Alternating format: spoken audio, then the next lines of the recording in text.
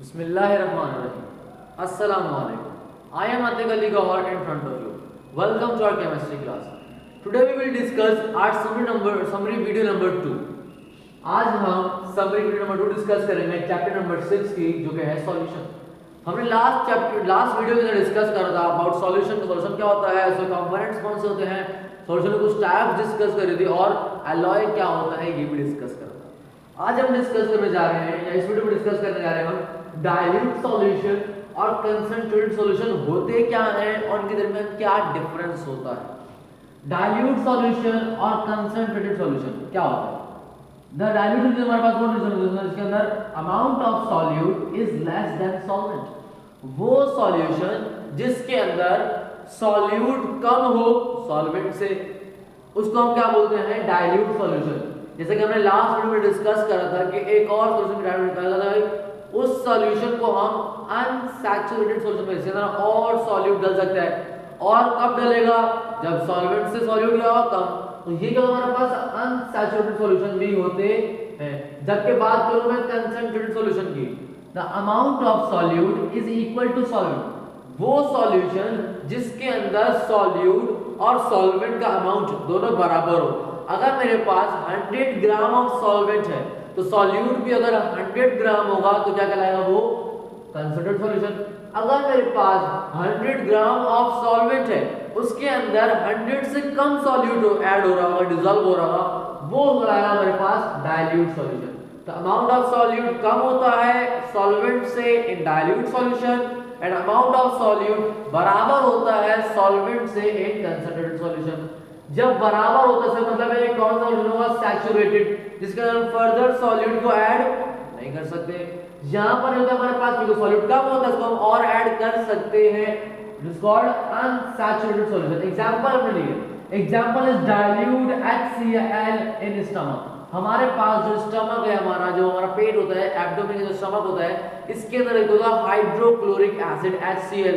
ये क्या होता है, डाइल्यूट फॉर्म होता है। मतलब ये कि इसके अंदर सॉल्वेंट ज्यादा होगा, सॉल्यूट कम होता है। जबकि हमारे पास एग्जांपल हमने कंसंट्रेटेड सॉल्यूशन में दिए, concentrated H2SO4, so hydrogen sulphide या सल्फ्यूरिक एसिड जिसे हम कहते हैं, ये क्या होता है, कंसंट्रेटेड होता है। मतलब क्या होता है कि जितना सॉल्यूट होता है उतना ही सॉल्वेंट इसके अंदर होता है। ये कुछ बेसिक डिफरेंसेस थे डाइल्यूट सॉल्यूशन और कंसंट्रेटेड सॉल्यूशन के दरमियान। अब डिस्कस करते हैं कंसंट्रेशन होता क्या है। देखो यहाँ पर डिफरेंस है, आप इसको एकदम एक मत समझिएगा। यहाँ पर कंसंट्रेटेड सॉल्यूशन की बात कर रहा हूँ, एक सॉल्यूशन का नाम कंसंट्रेटेड है। यहाँ पर हम कंसंट्रेशन ऑफ सॉल्यूशन की बात कर रहे हैं कि सॉल्यूशन की क्या कंसंट्रेशन होगी। कंसंट्रेशन का मतलब क्या होता है, डिस्कस करते हैं। Proportion of solute in a solution, कि एक सॉल्यूशन के अंदर कितना सॉल्यूट मौजूद है उसको हम बोलते हैं उसकी कंसंट्रेशन। या अगर मैं एक और डेफिनेशन बताऊं क्या होता है वो, ratio of amount of solute to the amount of solution. जितना अमाउंट ऑफ सॉल्यूट है उसका ratio to the amount of solution, जितना अमाउंट ऑफ सॉल्यूशन है उनके दरमियान जब मैं रेशियो निकालूंगा वो कहलाएगा मेरे पास कंसंट्रेशन। कंसंट्रेटेड अलग चीज होती है, कंसंट्रेशन ऑफ सॉल्यूशन अलग चीज होती है। कंसंट्रेशन क्या होता है हमारे पास के एक सॉल्यूट का कितना प्रोपोर्शन उस सॉल्यूशन के अंदर मौजूद है। अगर लेट्स सपोज एग्जांपल आपको बताओगे, अगर मेरे पास सॉल्यूशन 100 ग्राम का सॉल्यूशन है, अगर 100 ग्राम का सॉल्यूशन है उसके अंदर सॉल्यूट 50 ग्राम है, तो क्या मेरे पास उसी कंसंट्रेशन क्या होगी, 50 होगी। तो means amount of solute in amount of solution is called concentration. अच्छा, इस कंसंट्रेशन की दो यूनिट होती हैं, एक होती है मोलारिटी और एक होती है परसेंटेज। दो यूनिट डिस्कस करेंगे। सबसे पहले डिस्कस करते हैं हम मोलारिटी। मोलारिटी क्या होती है, it is the unit of concentration. इस कंसंट्रेशन की जो यूनिट होती है इसका हम रिप्रेजेंट करते हैं। हर चीज को हम जो भी क्वांटिटी को जब मेजर करते हैं उसको हम रिप्रेजेंट करते हैं किसी न किसी यूनिट के साथ। मास को मेजर करते हैं किलोग्राम या ग्राम के साथ, वॉल्यूम को मेजर करते हैं हम सेंटीमीटर क्यूब या डेसीमीटर क्यूब के साथ, ठीक है। तो हर किसी के लिए हम एक यूनिट लगते हैं। तो हमारे पास क्या है, मोलारिटी को हमारे पास जब कंसंट्रेशन है इसको मालूम करने के लिए हमने जब मालूम कर लिया तो कोई ना कोई यूनिट हम लगाएंगे, इसको हम बोलते हैं मोलारिटी। और यूनिट को हम रिप्रेजेंट करते हैं किससे, m से। Molarity is represented by m। अच्छा, होती क्या basically molarity, the number of moles of solute dissolved in 1 decimetre cube of solution.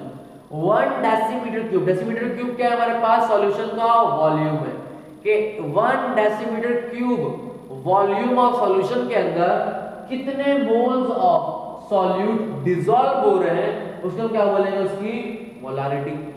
Molarity is basically number of moles of solute, solute के नंबर ऑफ मोल्स जो कि dissolve हो रहे हैं एक सॉल्यूशन के अंदर, कितने सॉल्यूशन के अंदर, 1 डेसीमीटर क्यूब ऑफ सॉल्यूशन के अंदर, उसको हम बोलेंगे मोलारिटी। यहां पर हमने फार्मूला लिख दिया है, यहां पर शो करके एक बॉक्स बना के शो करा हमने, molarity m is equals to n, n क्या होता है हमारे पास, number of moles divided by volume of solution in decimetre cube.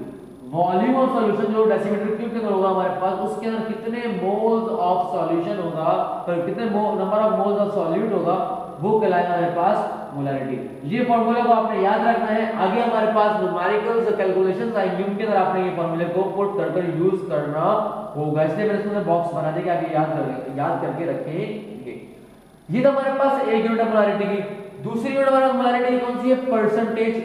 Percentage basically क्या है, it is a unit of concentration, it is number of grams या फिर number of centimetre cube. ग्राम का मतलब मास, सेंटीमीटर क्यूब का मतलब volume. Number of grams of solute in 100 gram of solution. अगर मैं सिर्फ ग्राम की बात करूं, मास में, तो नंबर ऑफ ग्राम यहां पर भी आएगा, यहां पर 100 ग्राम आएगा। अगर मैं डिस्कस करूं, इसको हम यूं ही बोल सकते हैं, it is number of centimetre cube, मतलब number of volume of solute in 100 centimetre cube of solution. हमारे पास परसेंटेज को हम डिस्क्राइब करते हैं कि 100 ग्राम ऑफ सॉल्यूशन के अंदर कितना सॉल्यूट मौजूद है, उसको हम बोलते हैं परसेंटेज। या फिर 100 सेंटीमीटर क्यूब ऑफ वॉल्यूम के अंदर कितना सेंटीमीटर क्यूब ऑफ सॉल्यूट मौजूद है, उसको हम बोलते हैं परसेंटेज। किसी भी चीज को परसेंटेज मतलब होता है अपॉन 100 ना, परसेंटेज मतलब होता है क्या, अपॉन 100 क्या, 100 में से कोई भी चीज कितनी आई उसको हम बोले परसेंटेज। हम रिजल्ट कार्ड अपना चेक करते हैं, उसमें क्या होता है हमारे पास, अगर 70% मतलब क्या है कि 100% मार्क्स में से हमारे 70% मार्क्स आए, अपॉन 100 आता है ना हमारे पास। तो कहता है 100 ग्राम में से जितना ग्राम होगा वो क्या है परसेंटेज। अगर 100 सेंटीमीटर क्यूब में से जितना क्यूब होगा सॉल्यूट तो क्या आएगा हमारे पास, उसका परसेंटेज। हमारे पास 4 मैंने फॉर्मूलाज लिखे अलग अलग, mass upon mass percent. Mass upon mass percent मतलब क्या है कि जब मैं सॉल्यूट को भी मास में लिखूं, मेजर करूं, और सॉल्यूशन को भी मास में मेजर करूं। मास मतलब क्या है, ग्राम के अंदर, ग्राम और ग्राम। तो मास इनटू मास परसेंटेज का फार्मूला क्या होता है, mass of solute divided by mass of solution multiply, क्योंकि परसेंटेज क्या आएगा मल्टीप्लाई बाय 100। ये फार्मूला बन गया। नेक्स्ट हमारे पास है मास अपॉन वॉल्यूम, जिसके अंदर मास क्या होगा, सॉल्यूट का मास होगा, जबकि सॉल्यूशन का हम क्या ले रहे हैं, वॉल्यूम ले रहे हैं। तो mass upon solute divided by volume of solution. अच्छा वॉल्यूम सॉल्यूशन किसमें होगा, हमेशा सेंटीमीटर क्यूब में। तो क्या होगा यहाँ पर, सेंटीमीटर क्यूब मल्टीप्लाई बाय 100, क्योंकि परसेंटेज आ रहा है हमारे पास। नेक्स्ट रेशियो हमारे पास जो फॉर्मूला है वॉल्यूम अपॉन मास। वॉल्यूम क्या होगा, सॉल्यूट का वॉल्यूम किसके अंदर होगा, सेंटीमीटर क्यूब के अंदर, upon mass, mass of solution, तो सॉल्यूशन का कितना मास होगा, ठीक है, मल्टीप्लाई बाय 100। तो क्या आएगा, उसकी परसेंटेज आ जाएगी। वॉल्यूम अपॉन वॉल्यूम परसेंट, मतलब ये कि सॉल्यूट भी वॉल्यूम के अंदर मतलब सेंटीमीटर क्यूब के अंदर, और सॉल्यूशन भी सेंटीमीटर क्यूब मतलब वॉल्यूम के अंदर होगा। दोनों वॉल्यूम में होगी हमारे पास, तो क्या होगा, वॉल्यूम वॉल्यूम परसेंट। इसको हम क्या बोलेंगे, volume of solute centimetre cube divided by volume of solution in centimetre cube multiply by 100। जो मैंने लिखा है यहाँ पर सेंटीमीटर क्यूब, पहला काम क्या करना पड़ेगा, अगर सवाल के जरिए कोई हमारे पास न्यूमेरिकल्स के लिए फॉर्मूलाज इंपॉर्टेंट है, ये आपको याद करने होंगे, ठीक है। तो सेंटीमीटर क्यूब लिखा है जिसके साथ जहां पर वॉल्यूम की बात आएगी, इन न्यूमेरिकल्स के अंदर जहां पर वॉल्यूम की बात आएगी वहां पर हमें कोई भी वॉल्यूम की यूनिट दिया हो, मीटर क्यूब दिया हो, सेंटीमीटर क्यूब दिया हो, डेसीमीटर क्यूब दिया हो, किसमें कन्वर्ट करना है आपने, सेंटीमीटर क्यूब के अंदर। कब, जब परसेंटेजेस वाली हमारे पास कंडीशन दी जाएगी। और अगर हमारे पास मास की बात करें तो मास हमारे पास होता है हमेशा ग्राम के अंदर, किसमें होता है, ग्राम के अंदर। तो आपको किलोग्राम में, मिलीग्राम में या किसी भी ग्राम में दिया, आपको क्या करना है, आपको ग्राम में कन्वर्ट करना होगा, फिर उसको सॉल्व करना होगा। ये था हमारे पास एक परसेंटेज और ये था मोलारिटी, जो क्या दोनों क्या थी, यूनिट ऑफ कंसंट्रेशन। कंसंट्रेशन क्या थी हमारे पास, amount of solute in a amount of solution, कि हमारे पास अमाउंट ऑफ सॉल्यूशन में कितना सॉल्यूट डिसॉल्व, इसको क्या बोलते हैं कंसंट्रेशन। अब हम डिस्कस करेंगे सॉल्युबिलिटी। सॉल्युबिलिटी हमारे पास क्या होती है? सॉल्युबिलिटी अगर मैं आपको बताऊं तो हमारे पास the number of grams of solute dissolved in 100 gram of solvent to make saturated solution at particular temperature, इसको बोलते हैं हम solubility। समझाने के लिए देखो यहाँ पर मैं लिख रहा था कि नंबर ऑफ यहाँ पर number of grams of solute dissolve in 100 gram of solution. हम यहाँ solubility क्या होती है हमारे पास कि number of grams of solute, number of grams of solute dissolve in 100 gram of solvent. यहां पर सॉल्यूशन की बात नहीं हो रही, सॉल्वेंट। 100 ग्राम ऑफ सॉल्वेंट के साथ कितना सॉल्यूट डिसॉल्व हो सकता है? 100 ग्राम ऑफ सॉल्वेंट के अंदर कितना सॉल्यूट डिसॉल्व हो सकता है, उसको बोलते हैं सॉल्युबिलिटी।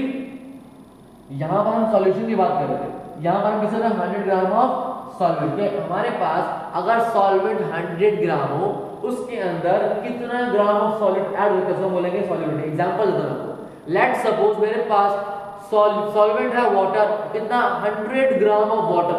100 ग्राम वाटर अपने अंदर डिसॉल्व करा रहा है 70 ग्राम ऑफ सॉल्ट, तो मेरे पास सॉल्युबिलिटी क्या होगी 70। ठीक है, amount of number of grams of solute dissolve in 100 gram solvent called solubility. तो क्या हमारे पास 100 ग्राम के अंदर बने भाई, कब तक डिसॉल्व हो? तब तक जब तक हमारे पास सॉल्यूशन के अंदर सैचुरेटेड ना हो जाए, मतलब है कि फर्दर सॉल्यूट को मैं ऐड ना कर सकूं।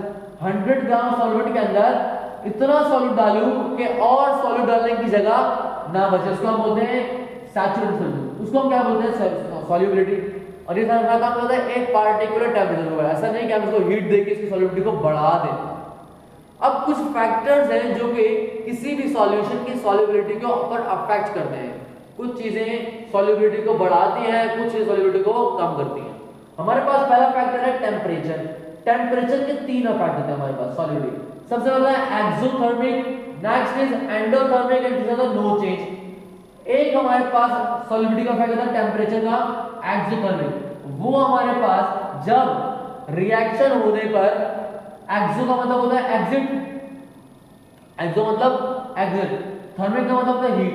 जब मेरे पास टेम्परेचर क्या हो जाए, हीट क्या हो मेरे पास, टेम्परेचर देने से हीट एग्जिट हो जाए किसी भी रिएक्शन में से। अगर यहां पर समझाऊं मैं सेपरेटली कर लेट्स सपोज एक मेरे पास कंटेनर है, मैंने इसको टेम्परेचर दे दिया, मेरे पास यहां से हीट बाहर निकल गई है, इसको मैं क्या बोलूंगा एक्सोथर्मिक रिएक्शन। ये कब होता है हमारे पास? जब मेरे पास कुछ सॉल्ट जैसे कि KNO3 means potassium nitrate and KCl potassium chloride and NaNO3 sodium nitrate. Sodium nitrate हमारे पास, पोटेशियम नाइट्रेट या फिर पोटेशियम क्लोराइड, ये 3 सॉल्ट्स हमारे पास हैं। ये सॉल्ट्स जब हम इनको रिएक्ट करवाते हैं सॉल्युबिलिटी, हम उनको टेम्परेचर देते हैं, तो क्या होता है इनके अंदर से हीट बाहर निकलती है। क्या होती है? हीट इनके अंदर से बाहर निकलने पे रिएक्शन करते हैं हमारे पास सॉल्युबिलिटी की जो हमारे पास डिस्कस हो रही है। तो क्या है कि हीट बाहर निकालते हैं और सॉल्युबिलिटी को बढ़ाते हैं। ये सॉल्युबिलिटी को बढ़ाते हैं। देखो टेम्परेचर क्या करता है, सॉल्युबिलिटी को बढ़ाता है। कैसे बढ़ाएगा? ये जो हमारे पास होंगे सॉल्ट्स KNO3, KCl या NaNO3, ये अपनी हीट को बाहर निकालेंगे और सॉल्युबिलिटी को क्या कर देंगे? बढ़ा देंगे। जबकि कुछ हमारे पास होते हैं जो क्या करते हैं एंडोथर्मिक, मतलब होता है एंडोथर्मिक का, एंडो मींस इन, एक्सो मतलब आउट, एंडो मतलब इन, थर्मिक मतलब हीट। तो वो हमारे पास जैसे यहां लिखा हुआ है Li2SO4 लिथियम सल्फेट या कीजियम सल्फेट Ce2SO43, कीजियम सल्फेट या फिर लिथियम सल्फेट, ये हमारे पास 2 सॉल्ट्स हैं। ये सॉल्ट्स क्या करते हैं? जब हम इनको हीट देते हैं, क्या करते हैं? इनको हम हीट देते हैं, तो हीट क्या करते हैं हमारे पास अपने सॉल्यूशन के अंदर एब्सॉर्ब करते हैं, और एब्सॉर्ब करने से क्या करते हैं? अपनी सॉल्युबिलिटी को बढ़ाते हैं।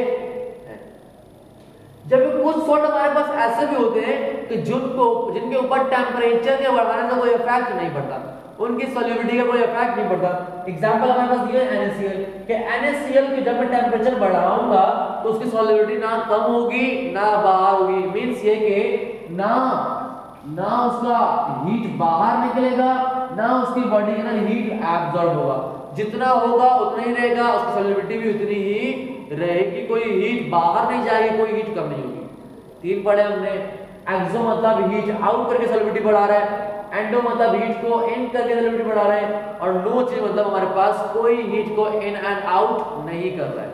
एग्जांपल आपके पास ये याद करने होंगे, KNO3 KCl NaNO3 क्या करते हैं, एक्सोथर्मिक रिएक्शन। ए एंडोथर्मिक होता है हमारे पास Li2SO4 lithium sulphate and caesium sulphate CeSO4 करके हमारे पास। जबकि सोडियम क्लोराइड NaCl क्या करता है, कोई भी चेंज नहीं करता है, नो चेंज करता है। अब हमारे पास है टेम्परेचर की बात। अब हम डिस्कस करेंगे 2 और फैक्टर्स। एक फैक्टर है हमारे पास प्रेशर। प्रेशर क्या होता है, बीपी का प्रेशर, ठीक है। Pressure is directly proportional to the solubility of gas.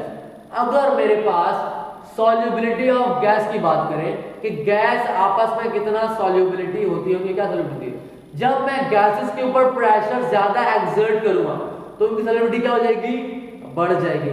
जितना कम करूंगा उसकी सॉल्युबिलिटी क्या हो जाएगी, कम। क्यों भाई, क्योंकि गैसेस के मॉलिक्यूल्स क्या होते हैं, दूर दूर, प्रेशर लगाओ तो मॉलिक्यूल्स क्या जाएंगे, करीब। जब करीब आएंगे तो जल्दी मिक्स हो जाएंगे, जब जल्दी डिसॉल्व हो जाएंगे तो क्या बनेगा, हमारे पास सॉल्युबिलिटी की बढ़ जाएगी। जबकि सॉलिड और लिक्विड के ऊपर प्रेशर, सॉलिड और लिक्विड की सॉल्युबिलिटी होती है उसके ऊपर प्रेशर को कोई इफेक्ट नहीं पड़ता। Pressure only affect the solubility of gas. Next हमारे पास एक और चीज लिखी हुई है, like dissolve like. Like dissolve like के हमारे पास लाइक डिसॉल्व लाइक एक रूल है जो बताता है नेचर ऑफ लिक्विड। सॉल्युबिलिटी हमारे पास डिपेंड करती है, जब मैं बोलूंगा हमारे पास डिसॉल्व है कि डिपेंड करती है कि हमेशा एक जैसी चीज उसी सेम चीज को डिसॉल्व करेगी। जैसे हम मैथ्स में करते हैं ना कि वेरिएबल्स में वेरिएबल्स प्लस होते हैं, कॉन्सोनेंट्स में कॉन्सोनेंट्स प्लस होते हैं। एक्स वाले वेरिएबल में एक्स प्लस होगा जबकि एक्स स्क्वायर नहीं हो सकता, फैमिली से होते हैं ना। इस तरीके से हमारे पास इनकी भी के फैमिलीज के अंदर ही ये लोग डिसॉल्व होते हैं। अगर मैं समझा के समझाऊं आपको, एग्जांपल बता दूं कि पोलर सॉल्यूट हमेशा डिसॉल्व होगा किसके अंदर, पोलर सॉल्वेंट के अंदर। मतलब पोलर में डिसॉल्व होगा। ऐसा नहीं है पोलर का मैं नॉन पोलर में डिसॉल्व करा सकता हूं, नहीं। लाइक डिसॉल्व का मतलब क्या है कि पोलर सॉल्यूट हमेशा पोलर सॉल्वेंट में ही डिसॉल्व होगा, जबकि नॉन पोलर सॉल्यूट हमेशा नॉन पोलर सॉल्वेंट के अंदर ही डिसॉल्व होगा। ये आपस में डिसॉल्व नहीं कर सकते। Polar always dissolve in polar solvent, polar solute always dissolve in polar solvent, and non-polar solute always dissolves in non-polar solvent. Example का polar solute क्या हमारे पास, NaCl polar solute है, इसको हम डिसॉल्व करते हैं वाटर के अंदर। वाटर क्या खुद पोलर होता है, पॉजिटिव आयंस इसका मौजूद होते हैं हमारे पास, ठीक है, और नेगेटिव आयंस, ठीक है। तो क्या करता है, सॉल्ट वाटर के अंदर एब्जॉर्ब डिसॉल्व हो जाता है, ठीक है। कहता है हमारे पास सॉल्ट वाटर में डिसॉल्व हो जाता।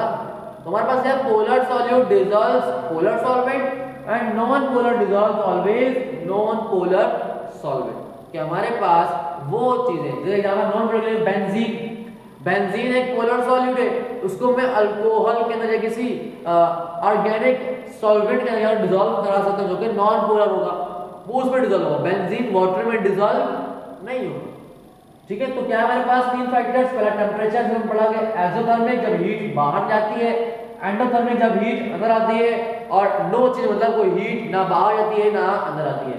दूसरा प्रेशर सिर्फ अफेक्ट करता है सॉल्युबिलिटी ऑफ गैस को, सॉल्युबिलिटी ऑफ सॉलिड और सॉल्युबिलिटी ऑफ लिक्विड को अफेक्ट बिल्कुल भी नहीं करता। गैस को कैसा अफेक्ट करता है कि प्रेशर बढ़ेगा तो सॉल्युबिलिटी ऑफ गैस भी बढ़ेगी, प्रेशर कम होगा तो सॉल्युबिलिटी ऑफ गैस भी कम होगी।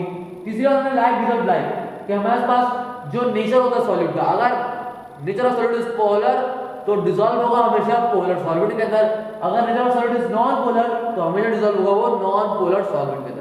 जब हमने डिस्कस करा आज की वीडियो के अंदर कुछ बातें जो डाइल्यूट सॉल्यूशन, कंसंट्रेटेड सॉल्यूशन।